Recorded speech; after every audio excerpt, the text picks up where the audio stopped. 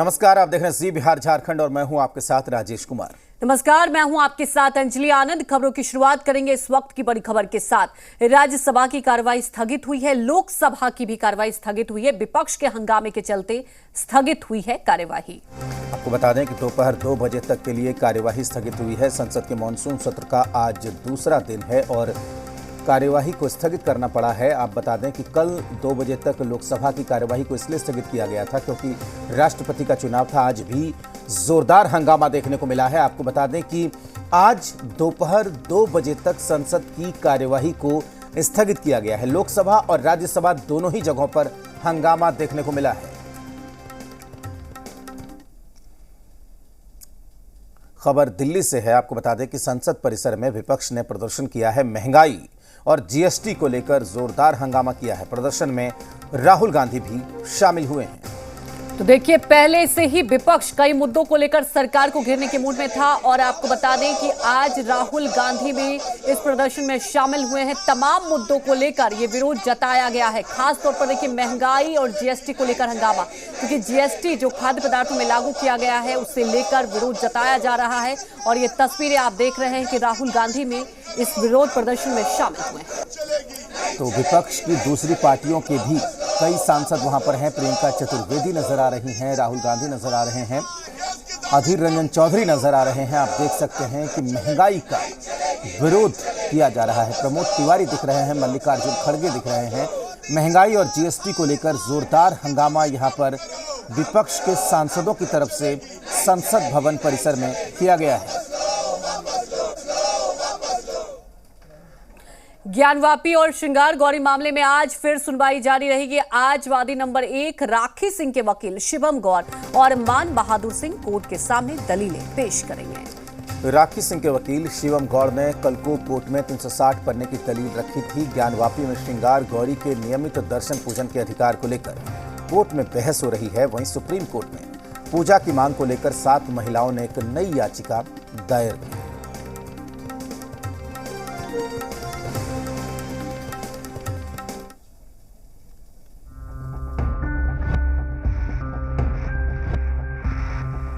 ज्ञानवापी श्रृंगार गौरी केस में वाराणसी की जिला कोर्ट में आज वादी नंबर 1 राखी सिंह के वकील शिवम गौड़ और मान बहादुर सिंह कोर्ट के सामने दलील पेश करेंगे।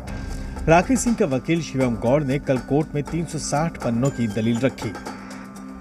1993 तक मां श्रृंगार गौरी की पूजा लगातार हिंदू सभ्यता के अनुसार चलती आ रही थी। उस पर रोकथाम लगाई उत्तर प्रदेश सरकार ने। 365 डेज की कंटिन्यू वर्शिप प्रतीक पूजा जो चबूतरा बना दिया गया है वहां पर हमारी अलाउ है।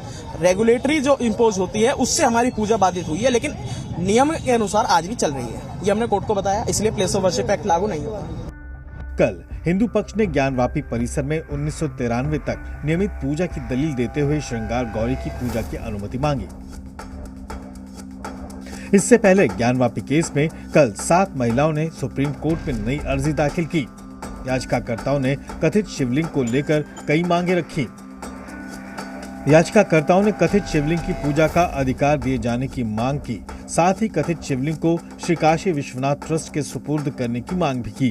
कथित शिवलिंग के वर्चुअल दर्शन पूजा की व्यवस्था और उसकी प्राचीनता जांचने के लिए कार्बन डेटिंग विधि से जांच की भी अपील की।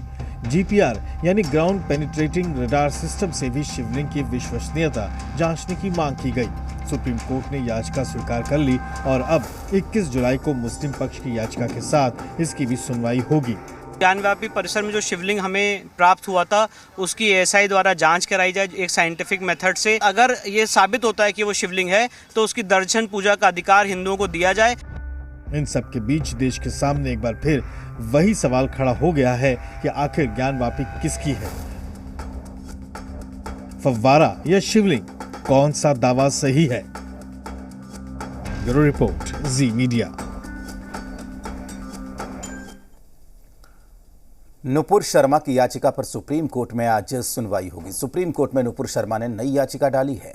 उन्होंने मांग की है कि दिल्ली से बाहर उनके खिलाफ हुई सभी एफआईआर दिल्ली ट्रांसफर हो और उनकी गिरफ्तारी पर रोक लगाई जाए। नुपुर शर्मा पैगंबर पर विवादित बयान देने के बाद से विरोध का सामना कर रही है। उनके खिलाफ देश के अलग अलग राज्यों में कई एफआईआर दर्ज हैं। इससे पहले उन्होंने सुप्रीम कोर्ट में इसी तरह की याचिका वापस ले ली थी, जब सुप्रीम कोर्ट ने नुपुर शर्मा को कड़ी फटकार लगाई थी और कहा था कि उदयपुर से लेकर देश में जो कुछ हो रहा है उसके लिए नुपुर शर्मा ही जिम्मेदार है। अब एक बार फिर नुपुर शर्मा ने राहत की उम्मीद लेकर सुप्रीम कोर्ट का दरवाजा खटखटाया है। इस मामले की सुनवाई सुप्रीम कोर्ट की उसी बेंच में होगी जिसने इससे पहले याचिका पर सुनवाई से मना कर दिया था।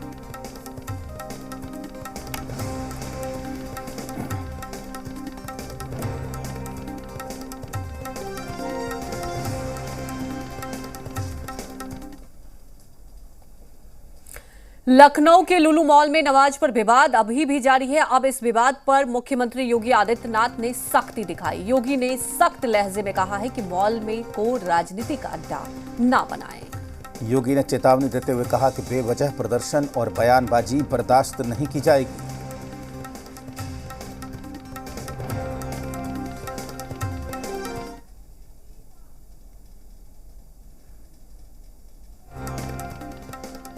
तो आपको बता दें कि लुलु मॉल में पहले नमाज की तस्वीरें वायरल हुई, उसके बाद विरोध प्रदर्शन हुआ, लगातार बयानबाजी हुई। कुछ लोगों ने वहां पर हनुमान चालीसा करने को लेकर प्रदर्शन भी किया। 2 युवक हनुमान चालीसा पढ़ते हुए नजर भी आए। पुलिस ने कई गिरफ्तारी भी की। लगातार वहां पर सुरक्षा व्यवस्था कड़ी कर दी गई। और अब मुख्यमंत्री योगी ने कहा है कि मॉल को राजनीति का अड्डा न बनाएं। लखनऊ में एक मॉल खुला है, वह मॉल अपने व्यावसायिक प्रतिष्ठान को लेकर काम कर रहा है और उसको लेकर के राजनीति का अड्डा बनाना, अनावश्यक बयानबाजी जारी करना और उसके नाम पर फिर सड़कों पे प्रदर्शन करके लोगों के आवागमन को बाधित करना और बार बार लखनऊ के प्रशासन से कहा गया सबके बावजूद भी अराजकता पैदा करने और सांप्रदायिक विद्वेष की स्थिति पैदा करने का जो कुत्सित प्रयास हो रहा है, यहाँ पे लखनऊ प्रशासन को बहुत गंभीरता से इसको लेना चाहिए। इस प्रकार की किसी भी शरारत को स्वीकार नहीं करना चाहिए। सख्ती से ऐसे तत्वों से निपटना चाहिए जो अनावश्यक मामलों को बढ़ावा देकर के माहौल खराब करने का प्रयास करते हैं।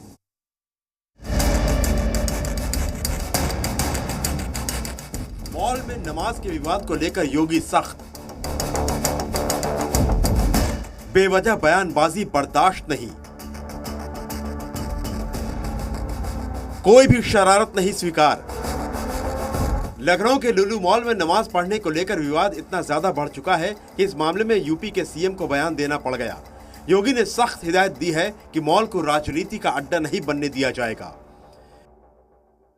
लखनऊ में एक मॉल खुला है, वह मॉल अपने व्यावसायिक प्रतिष्ठान को लेकर काम कर रहा है और उसको लेकर के राजनीति का अड्डा बनाना, अनावश्यक बयानबाजी जारी करना और उसके नाम पर फिर सड़कों पे प्रदर्शन करके लोगों के आवागमन को बाधित करना और बार बार लखनऊ के प्रशासन से कहा गया सबके बावजूद भी अराजकता पैदा करने और सांप्रदायिक विद्वेष की स्थिति पैदा करने का जो कुत्सित प्रयास हो रहा है, यहाँ पे लखनऊ प्रशासन को बहुत गंभीरता से इसको लेना चाहिए। इस प्रकार की किसी भी शरारत को स्वीकार नहीं करना चाहिए।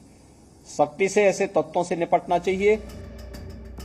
हाल ही में आरोप लगे थे कि लखनऊ के लुलु मॉल में कुछ लोगों ने नमाज पढ़ी,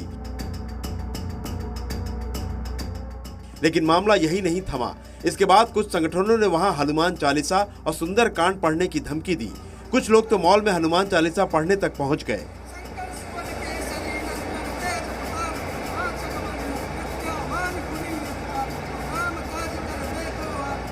इसके बाद सवाल ये भी उठे कि क्या मॉल में नमाज पढ़ी गई या सिर्फ इसका दिखावा किया गया।